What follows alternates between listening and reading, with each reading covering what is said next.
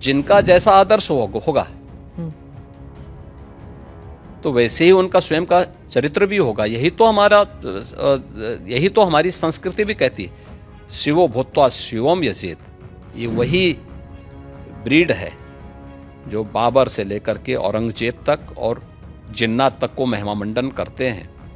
तो देश के प्रति इनके भाव क्या होंगे, भारत की विरासत के प्रति इनके भाव क्या होंगे, हम न्याय नहीं कर पा रहे हैं, अपने साथ भी, अपने समाज के साथ भी और अपने देश के साथ भी। योगी जी, आपने डबल इंजन सरकार का जिक्र किया। अखिलेश जी कहते हैं डबल इंजन क्या, अब तो इंजन एक दूसरे को नमस्ते तक नहीं करती। हाँ, देखिए, ये उनके संस्कार थे। हमारे यहाँ हम विरासत को सम्मान दे करके अपनी वर्तमान लीडरशिप को भी सम्मान करते हैं और अपने पूर्वजों के प्रति भी सम्मान का भाव रखते हैं। लेकिन जिनके आदर्श औरंगजेब हों तो उनका आचरण भी उसी प्रकार का जरूर होगा, और लोगों ने देखा भी अपनी आंखों से। आप क्यों कहते हैं कि उनका औरंगजेब उनके लिए आदर्श हैं? क्योंकि वो औरंगजेब को महिमामंडित कर रहे हैं।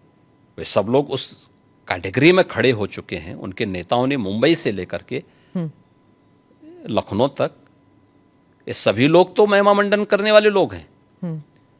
तो जिनका जैसा आदर्श होगा तो वैसे ही उनका स्वयं का चरित्र भी होगा। यही तो हमारी संस्कृति भी कहती है, शिवो भूत्वा शिवम यजेत। तो जो जिसकी पूजा करेगा उस जैसा ही बनता है।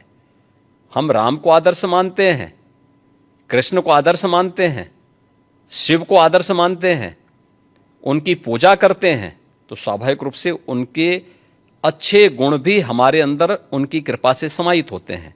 जो औरंगजेब को, बाबर को अपना आदर्श मानता होगा तो उन जैसे गुण भी उनके अंदर देखने को मिलेंगे, और ये आचरण लोगों ने अपनी आंखों से देखा भी है और आगे भी देखेंगे। वो कहते हैं आपको हिस्ट्री के बारे में कुछ पता नहीं है। राणा संगा के बारे में उन्होंने कहा कि वो थे जिन्होंने बाबर को न्योता दिया था।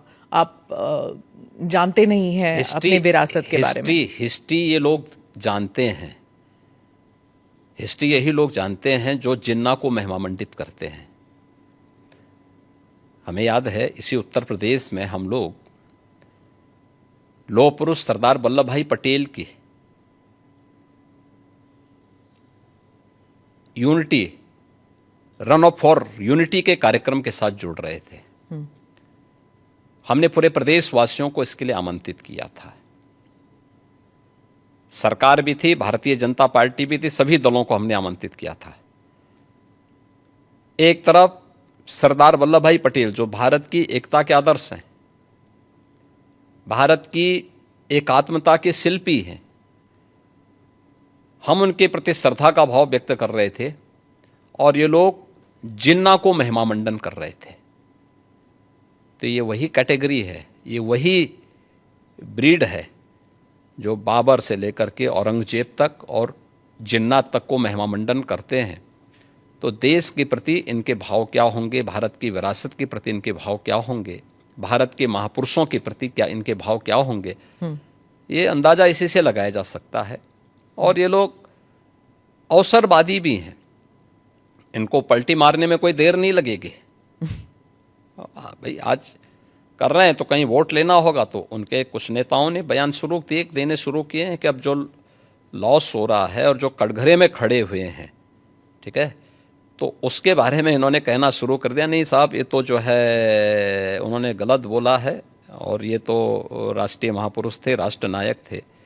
राणा सांगा के इतिहास को अगर इन्होंने पढ़ा होता, वो महान योद्धा जिसके शरीर के घाव इस बात को बताते थे कि इन्होंने भारत की धर्म और संस्कृति को बचाने के लिए उस समय किस प्रकार के पराक्रम का परिचय दिया था। ये महाराणा प्रताप, महाराणा सांगा, छत्रपति शिवाजी महाराज और गुरु गोविंद सिंह के बारे में ये लोग बताएंगे। इतिहास के बारे में लोग क्या जानते हैं? जो औरंगजेब और बाबर की पूजा करते हो, जो जिन्ना को अपना आदर्श मानते हो, इन लोगों से इसकी उम्मीद नहीं की जा सकती है। और आप विधानसभा में आपका एक भाषण भी था, आपने कहा था कि अगर औरंगजेब का महिमा मंडल कर रहे हैं, वो जो नागपुर में जो कर रहे हैं, उनको यूपी आना चाहिए, हम उनका इलाज कर देंगे। इलाज कैसे करेंगे आप? देखिए, किसी भी बीमारी का उपचार कि अलग अलग केंद्र होते हैं, तो यूपी ऐसे लोगों को बहुत अच्छा उपचार देता है उनकी जैसे। अगर आप ये वीडियो YouTube पर देख रहे हैं तो हमारे चैनल को सब्सक्राइब कर बेल आइकन दबाएं, और Facebook पर देख रहे हैं तो हमारे पेज को लाइक करें। 8 मिलियन प्लस सब्सक्राइबर, आपके इस भरोसे के लिए बहुत धन्यवाद।